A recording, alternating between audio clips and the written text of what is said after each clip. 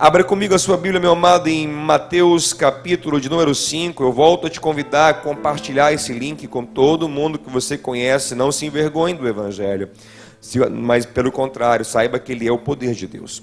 Mateus capítulo 5, versículo de número 1 diz assim: Jesus, vendo a multidão, subiu ao monte, e assentando-se, aproximaram-se dele os seus discípulos, e abrindo a boca, os ensinava, dizendo: bem-aventurados os pobres de espírito, porque deles é o reino dos céus.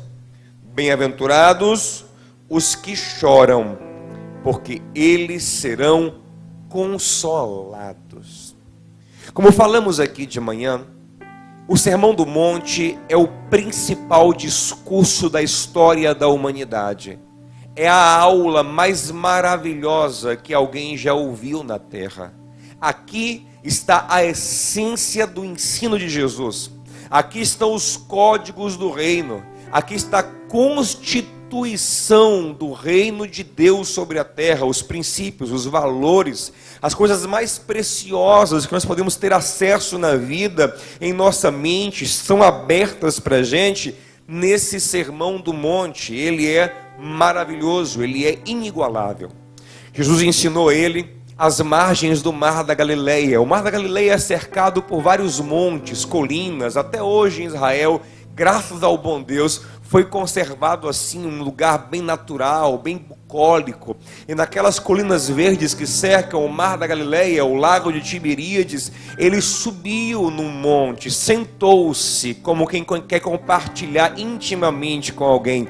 E sentado, abriu a sua boca, e da sua boca jorrou vida sobre os corações, vida que chega até a gente hoje, graças a Deus, pelos homens de Deus que escreveram, que registraram aquilo que o Senhor nos comunicou. E a primeira palavra de Jesus é Macarios, bem-aventurados, que significa felizes. E como eu expliquei de manhã, Macarios não significa uma felicidade temporária e circunstancial. Essa felicidade, ela pode ser abalada. Eu posso estar feliz, como posso, em algum momento, estar triste. Macarios fala de alguém que é feliz. Ainda que circunstancialmente esteja triste, ele é feliz. E Cristo nos dá 9 princípios, 9 mandamentos, 9 estruturas de pensamento e formas de viver que levam o homem a ser macários, a ser um homem feliz, como Jesus era feliz. Jesus fala sobre uma alegria que era dele, uma alegria muito peculiar e particular. Como ele também fala de uma paz que era dele, que o mundo não tinha para dar. Ele promete ambas a nós, seus discípulos, que se tornaram através dele filhos de Deus. Em João 15:11 ele fala: eu estou ensinando essas palavras para vocês, para que a alegria de vocês seja completa, para que vocês recebam a minha alegria. Você só pode ter uma alegria plena e ser plenamente feliz quando a minha alegria tomar o seu coração. Então a primeira bem-aventurança é a pobreza de espírito, que nós explicamos hoje de manhã. Então ele entra na segunda bem-aventurança, que a princípio parece contraditória, porque ele vai dizer: Macarios, feliz, são os que choram. Como é que é feliz quem chora, que é um símbolo de tristeza? E o original grego para o choro aqui é pranto profundo, é lamentação de alma. Como é que alguém assim pode ser feliz?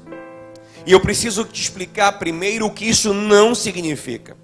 O Senhor não está aqui dizendo que bem-aventurado é o melancólico, é alguém que sempre vive triste, porque isso contrariaria todo o ensino do Novo Testamento, que nos ensina que o fruto do Espírito, Gálatas 5:22, é amor e alegria.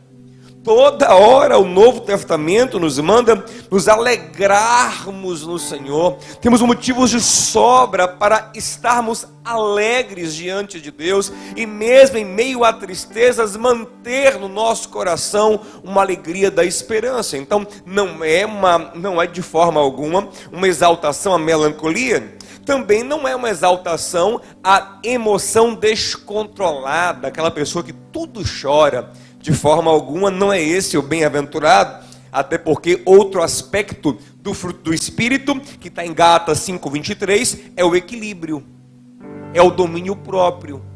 Isso toca também em nossas emoções. Quem chora demais ou quem chora de menos, não tem uma emoção balanceada, equilibrada, então não é de fato algum descontrole emocional. Também, bem-aventurados os que choram, não pode ser compreendido como uma exaltação ao pessimismo, à desesperança, a um olhar negativo sobre a vida, a um olhar sem sonhos, sem perspectiva de alegria no amanhã. Pelo contrário, isso contrariaria todo o ensino bíblico. A Bíblia é a esperança do início ao fim. E Romanos 12:12, Paulo disse: alegrem-se na esperança. Só o fato de termos esperança deve gerar alegria. Sejam pacientes na tribulação, perseverem na oração. Então, se não é nem uma exaltação à melancolia, nem uma exaltação ao descontrole emocional, nem uma exaltação ao pessimismo, e também não é, outra coisa importante, também não é uma promoção do marketing sofredor. Cristo não está dizendo aqui que os seus discípulos devem ser pessoas que mostram para o mundo uma face triste, como quem renega os prazeres da vida, né? Como quem tem uma vida ascética, uma vida sem usufruir de alegrias de forma alguma. O próprio Jesus era criticado por estar sempre comendo e bebendo. Ia de casa em casa, participava de festa, salvou um casamento que ia acabar por falta de vinho. Ou seja, ele era um homem de alegria, de forma alguma. É isso que está sendo promovido. O próprio Jesus fala em Mateus capítulo 6, versículo 16, que os discípulos dele, quando jejuassem, não deveriam fazer como os fariseus, que para mostrar-se piedosos, vinham abatidos, se mostrando sofredores enquanto jejuavam. Eu disse: vocês não, lavem o rosto, penteia o cabelo, se fosse hoje para as mulheres, coloca a maquiagem, bota uma roupa bonita e sai alegre de casa, para que ninguém nem saiba que você está jejuando, mas o Pai que vê tudo, que vem em secreto, Ele saberá. Então não é um marketing asceta, não é uma promoção a uma vida que nega os prazeres e as alegrias. Então o que é de fato esse Macários dos que choram, essa alegria, essa felicidade dos que choram? Ele fala aqui que eles são bem-aventurados porque serão consolados. Haverá um consolo do próprio Deus. O próprio Deus vai enxugar as suas lágrimas. Mas eu tenho que entender por que vêm essas lágrimas. E a gente vai entender, à luz do Evangelho, à luz do ensino bíblico, que essa bem-aventurança para os que choram é, na verdade, duas coisas especialmente. É um chamado para irmos contra toda alienação. Nós não podemos ser pessoas alienadas das realidades duras da vida. A vida tem realidades duras. E infelizmente nós vemos pessoas que se alienam dessas realidades. Hoje em dia tem gente que não quer sobrecarregar-se com informações sobre o coronavírus. Eu acho isso sábio. Mas tem gente que vai para um extremo, quer se alienar completamente e viver como se não existisse uma pandemia. Se enche de filme, de seriado, de manhã até a noite. Faz de conta que nada está acontecendo. Não só nesse momento, como em vários momentos da vida. Ele foge da realidade. Ele nunca encara os problemas. Ele nunca chora as dores. Ele nunca encara a vida como ela é. Isso é uma alienação, isso é maligno. Porque é uma vida construída na mentira. No final do Sermão do Monte, o Senhor contou uma parábola sobre um homem que construía a casa na rocha, que era a verdade, e um homem que construía a casa na areia, que é a ilusão. É só uma perspectiva das coisas, mas sem realidade, sem prática real na vida.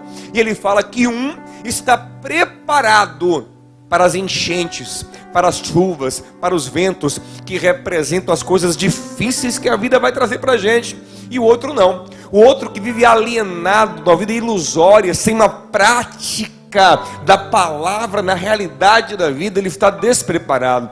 E quando chegar o tempo difícil, ele vai cair, ele vai desmoronar. Então esse chamado para chorar é um chamado para encararmos a realidade com fé, com esperança, de mãos dadas com Cristo, mas encararmos a realidade. E encarar a realidade muitas vezes nos chama para o choro, nos chama para o quebrantamento, nos chama para o arrependimento, nos chama para a sensibilidade, não para a indiferença. No Salmo 34, versículo 18, o salmista diz que Deus está perto de quem tem um coração quebrantado.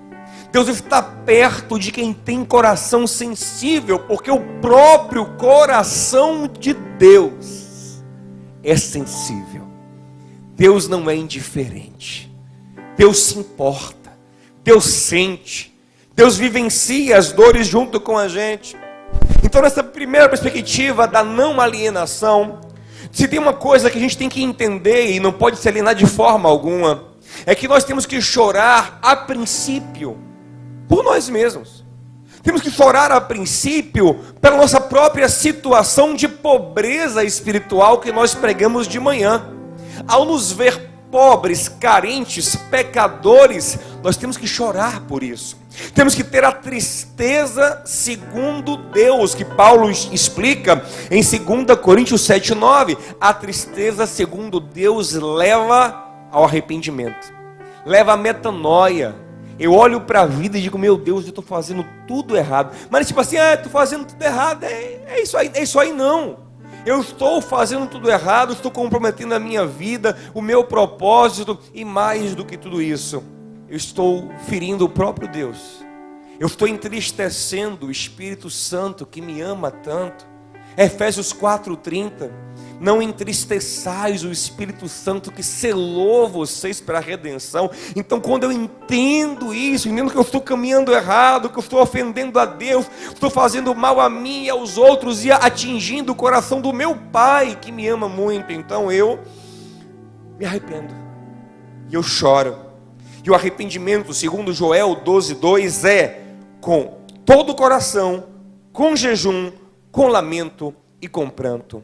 Então essa é uma dimensão do choro que Cristo quer nos chamar para ter.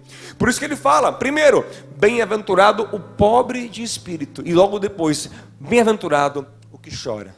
Ele não lida com a sua pobreza e com a sua carência de qualquer forma, como quem não está nem aí, porque ele sabe que se essa carência não for suprida em Deus, gera morte, ruína para ele e para outros. Então ele chora, ele lamenta, ele se quebranta, ele se humilha, ele se arrepende, ele se comove, ele se entristece pelo mal que está fluindo da vida dele. E nós então vamos compreender uma outra dimensão desse choro. Bem-aventurados os que choram também toca na sensibilidade em relação à vida do outro, em relação à comunidade. E aí entra Romanos 12:15, chorai com os que choram. Quando eu percebo que a dor está no coração do outro, eu me identifico com ele, eu me faço sensível e compartilho daquela dor, e me faço solidário, me faço servo. Então nessas duas dimensões, eu não me alieno, e quando não me alieno, eu me coloco como alguém que chora por mim, por minhas misérias, e me coloco como alguém solidário. Eu vou me encaixando num coração segundo Deus, aleluia. E quando o meu coração vai se encaixando segundo Deus, eu vou me colocando no lugar de ser consolado pelo Senhor. Eu vou me tornando parecido com Jesus, um homem que chorava. Encontramos Jesus chorando suas próprias dores quando ele está diante do túmulo de Lázaro. Ali ele chora a sua dor de ver o seu amigo morto. E nós vemos Jesus chorando a dor do povo, o futuro do povo, em Lucas 19. E por isso que esse Jesus que chorava, que chorou no Getsêmani também, que suou gotas de sangue, ele é consolado pelo Pai. Quando eu me coloco neste lugar de sensibilidade, de quebrantamento, eu me identifico com o coração de Deus e eu sou plenamente consolado. Ele enxuga dos nossos olhos todas as lágrimas. Aí se cumpre a promessa. Nesse tipo de choro, não é o choro melancólico, não é o choro da desesperança, não é o choro do pessimismo, não é o choro ascético, é o choro do amor. É o choro do arrependimento, que também é choro de amor. Quando eu choro assim, então me coloco no lugar do consolo de Deus. Eu me faço como Jesus. Eu me faço um homem segundo o coração de Deus. E aí você lembra de quem? De Davi. 1 Samuel 13,14. Deus diz: eu achei Davi um homem segundo o meu coração. E para a gente encerrar essa mensagem, eu quero te mostrar aqui algumas vezes que Davi chorou. E eu adianto a você que Davi não era em hipótese alguma um melancólico. Davi era um animado. 1 Samuel 16:18 caracteriza Davi como um valente, animoso, de palavra firme, como todo homem que é cheio do Espírito Santo deve ser, como toda mulher cheia do Espírito deve ser, animosa, porque o Senhor nos anima. No mundo tereis aflições, mas tem de bom ânimo. Valente segundo Cristo, que é o que? Aquela valentia da fé, com palavra firme. Eu te recomendo uma outra pregação aqui está no meu canal, na verdade, que é 5 características de Davi. Você vai ver como ele era forte, como era impulsionado pelo Espírito Santo, e assim devemos ser. Davi era esse homem forte, entretanto sensível. Entretanto, não tem um personagem bíblico do Antigo Testamento, acho que nem no Novo tem também, que chore tanto, tentando reato de choro quanto Davi. Jeremias tem os seus lamentos. Jeremias é sim um profeta chorão, mas de fatos onde encontramos um homem chorando, ninguém chora tanto quanto esse homem Davi. Quem disse que homem não chora?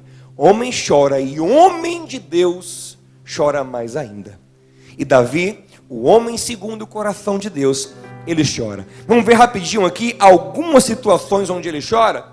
Primeiro, Davi chora diante do seu pecado. Ele chora não só pelas consequências do pecado.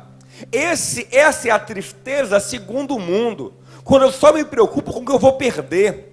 É a mesma tristeza que Saul teve quando foi confrontado pelo seu pecado. Ele preocupava-se com que ele ia perder. Davi não.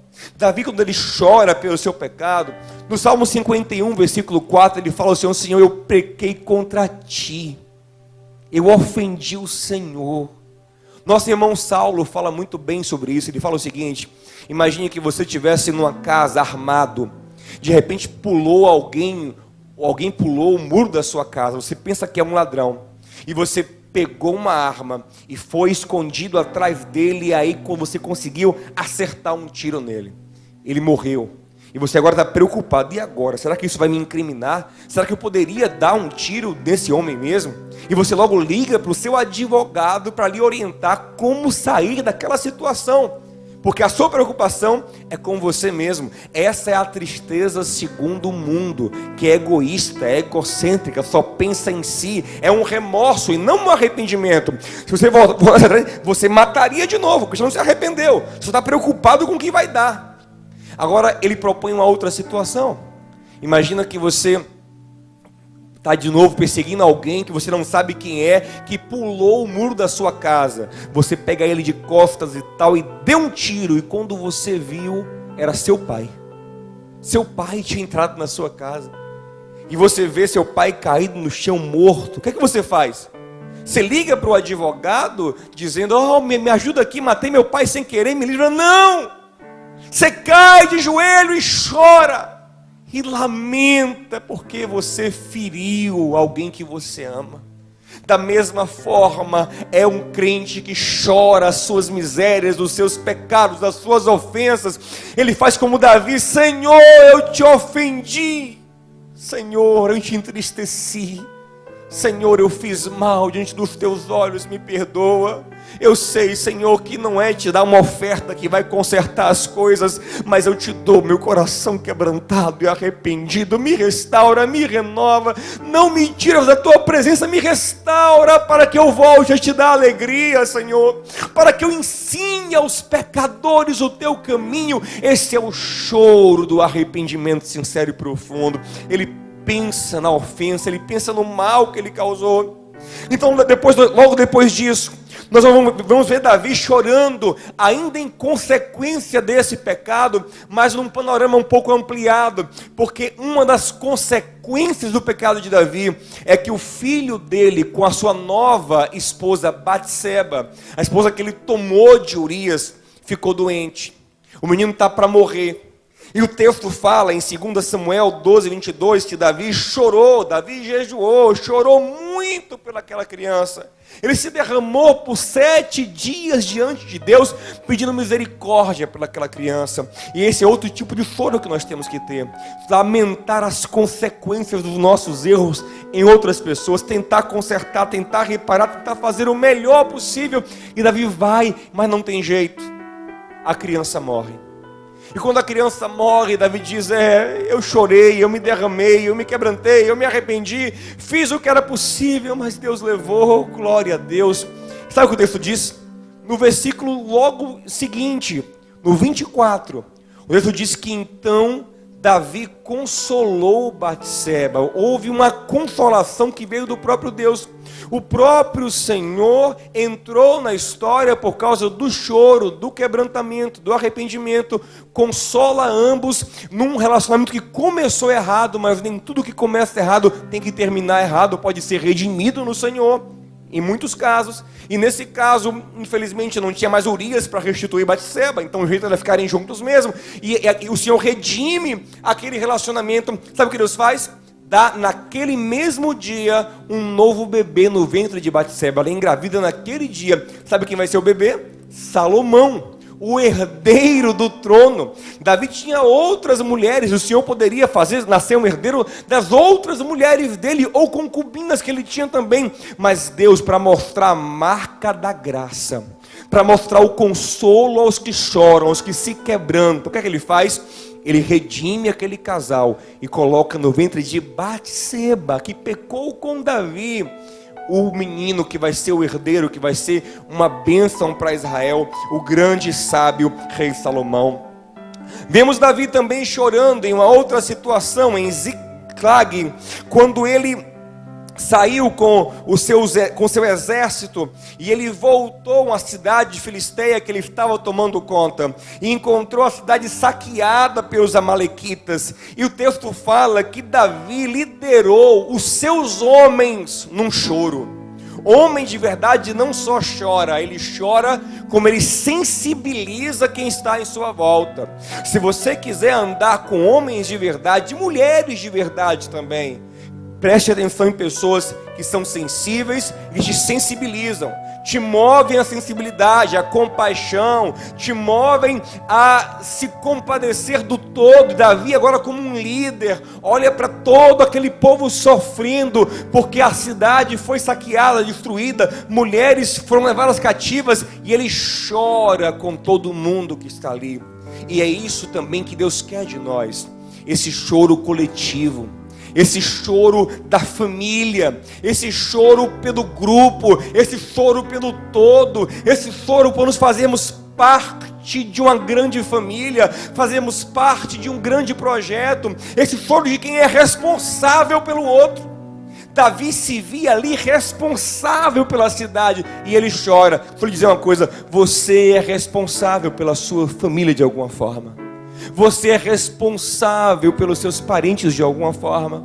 Você é responsável pela sua cidade, pelo seu país e por esse planeta. Deus nos confiou. E os males que nos acometem devem nos quebrantar, devem nos fazer chorar, lamentar, orar e nos movermos. Porque Davi não só chora, ele chora, ele se quebranta, ele ora, mas ele também se levanta e vai atrás dos inimigos, se levanta e vai tentar consertar a situação. E assim somos nós. Devemos chorar as dores coletivas, chorar as misérias daqueles que estão desfavorecidos, chorar os males sociais, os males emocionais que acometem o mundo, chorar tudo isso, lamentar, orar, mas se levantar e perseguir os inimigos, se levantar e confrontar as estruturas da maldade, até restaurar os homens à felicidade. Davi, ele chora coletivamente, a sua vida não é autocentrada. Mas eu quero te mostrar agora uma penúltima vez que Davi chora hoje aqui pra gente, porque ele chorou muitas vezes, e essa é uma das mais lindas que eu acho. Lá em 1 Samuel, capítulo 20, versículo 41, diz que Davi um dia teve que se despedir do seu melhor amigo, Jonatas. Davi estava sendo perseguido pelo rei Saul, o pai do príncipe Jonatas. E quando eles perceberam que não conseguiriam mais ter relação, ter comunhão, porque Saul tentava em todo o tempo matar Davi, eles se encontraram secretamente no campo. E o texto é lindo. Olha, eu vou ler para você aqui. 1 Samuel 20, 41. Logo que o rapaz se foi, Davi surgiu do lado sul, prostrou-se em terra, inclinou-se 3 vezes. Eles se despediram beijando um ao outro e choraram. Mas Davi chorou muito mais. Davi agarrou Jonatas e chorava, e beijava, e chorava. Sabe que choro é esse? Choro do amor, da despedida, choro de quem quer ficar junto e não pode ficar, choro de quem vai largar alguém que ama, que é forçado a se separar. Esse tipo de choro também tem que voltar para o nosso coração. Não é chorar porque está doente, não é chorar porque está morrendo, é chorar porque não pode viver esse amor, é chorar porque não pode caminhar junto, é chorar porque algo afastou, é chorar por amor. Interessante que Davi e Jonatas tinham tudo para serem inimigos, porque eles eram naturalmente concorrentes ao mesmo trono do rei Saul. Saul queria Jonatas rei, inclusive brigava com Jonatas. Jonatas, você é besta, hein?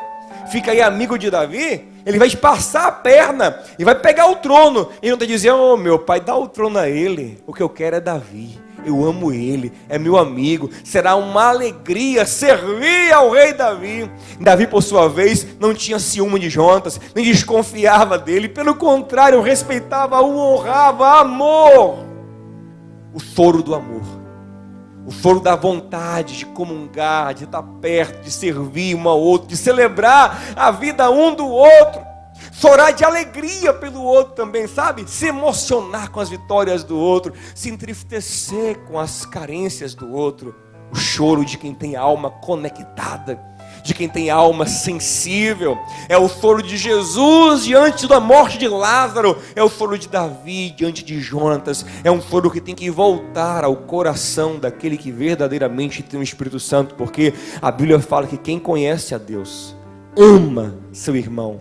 Não um amor só de palavras, mas um amor ardente, um amor de coração, um amor que arranca lágrimas dos nossos olhos. E eu arrisco dizer, olha, eu vou falar uma coisa forte aqui, se prepara para ouvir isso.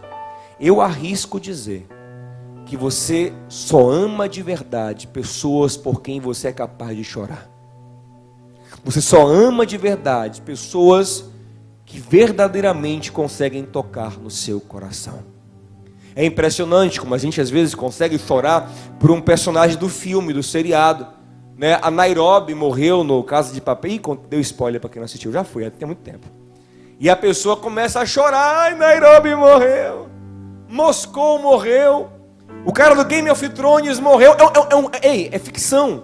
Ali é um ator que está vivo, riquíssimo, de boa, né? Diz, oh, tu está rico na verdade, porque de boa só se tiver Jesus de verdade. E você está chorando, mas tem gente do seu lado, e você nunca se sensibilizou com a dor, com a carência, com a morte diária dos sonhos dele. Quando a gente ama de verdade, a gente chora pelo outro. E a última vez que Davi chorou, e aleluia, bem-aventurados os que choram. A última vez na nossa história aqui, porque ele chorou muitas outras vezes. Ele chorou por Absalão, seu filho. Ele chorou diversas vezes, mas a última eu quero destacar. Lembre que Saul é um perseguidor de Davi.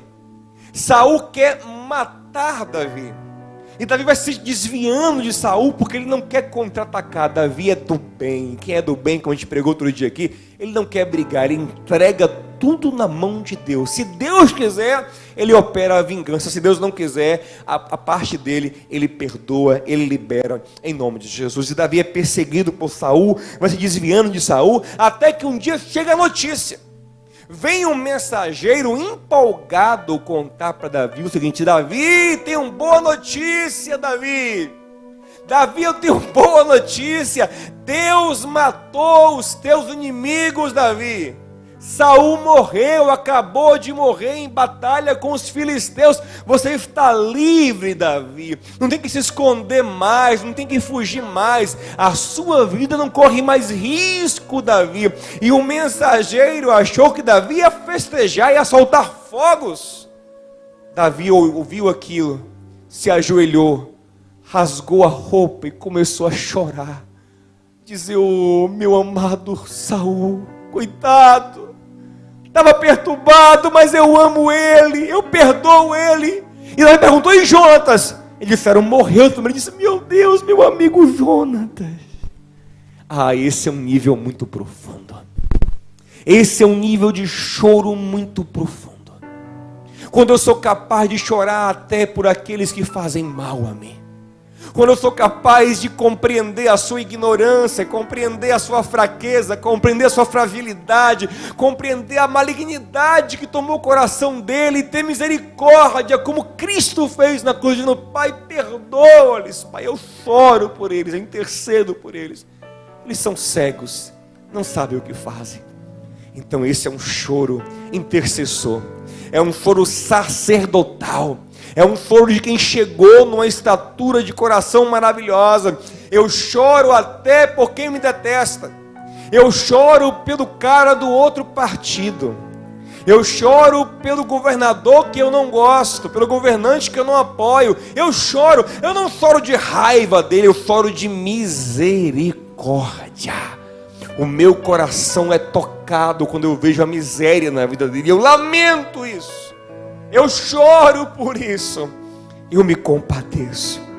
E eu quero encerrar lembrando a você a vida de Jó.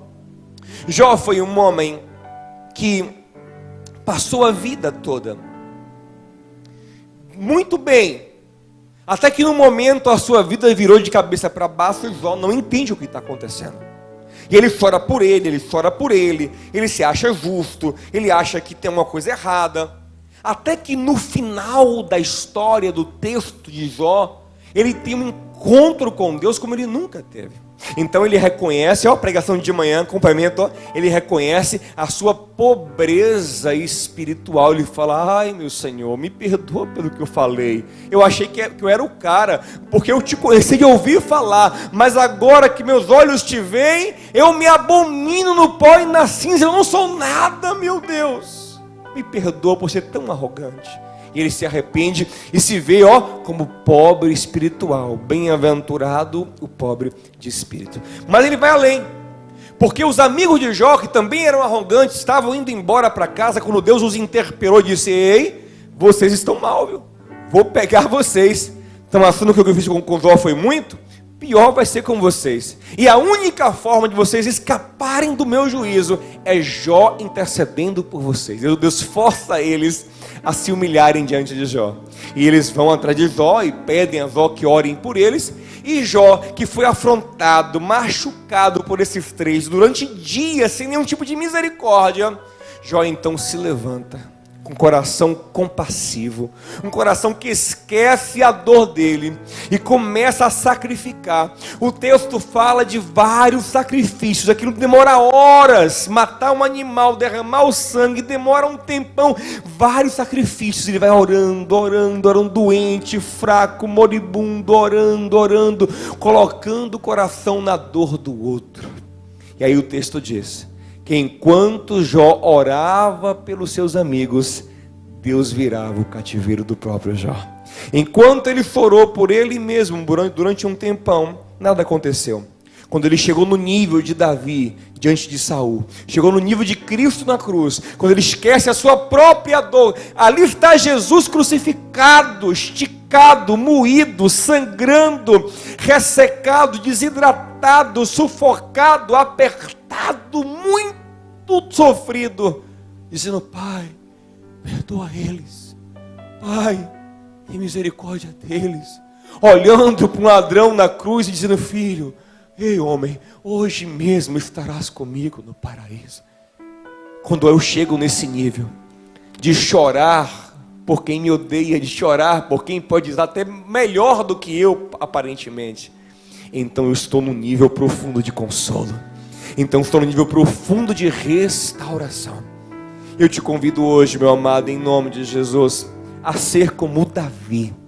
Ser um homem forte, uma mulher forte. Nada de melancolia. Isso não combina com um crente verdadeiro. Eu sempre ensino as minhas ovelhas aqui que eu não como nada desse negócio de temperamento.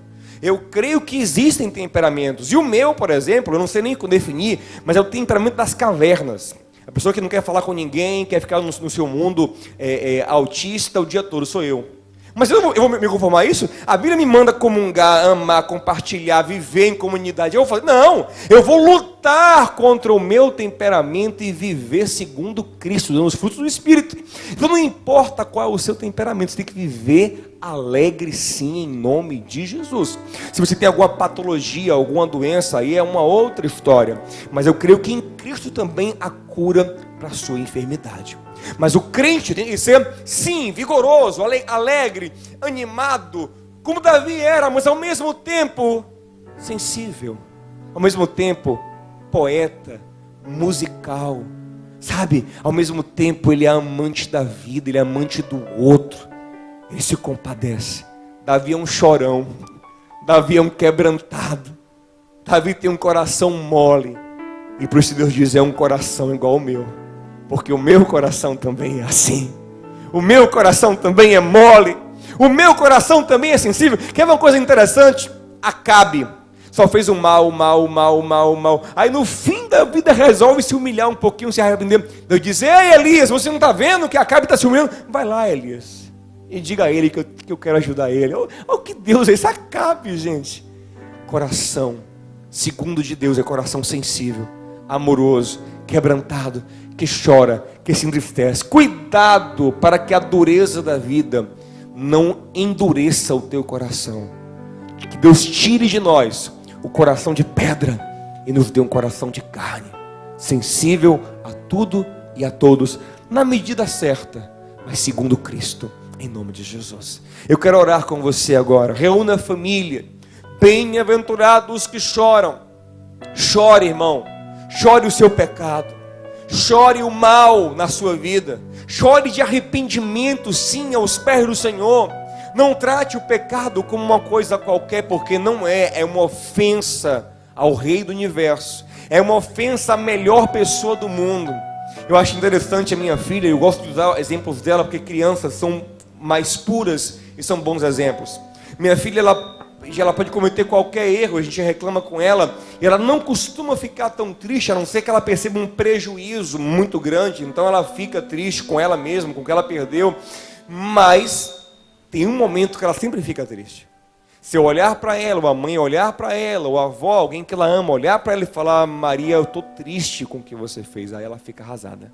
Quando ela percebe que ela causou tristeza no nosso coração, e ela geralmente chora. Você tem chorado por causar tristeza no coração do teu pai? Bem-aventurado é quem tem esse choro, porque ele será perdoado. Antes do enchimento vem o esvaziamento, antes da alegria do perdão vem a tristeza do arrependimento, da confissão do pecado. E você é sensível às dores, às lutas. Você chora por amor a alguém, como Davi fez com Jonatas. Você chora por ser responsável por outros, como Davi chorou em Ziclag. Chore, meu irmão. Bem-aventurado o que chora.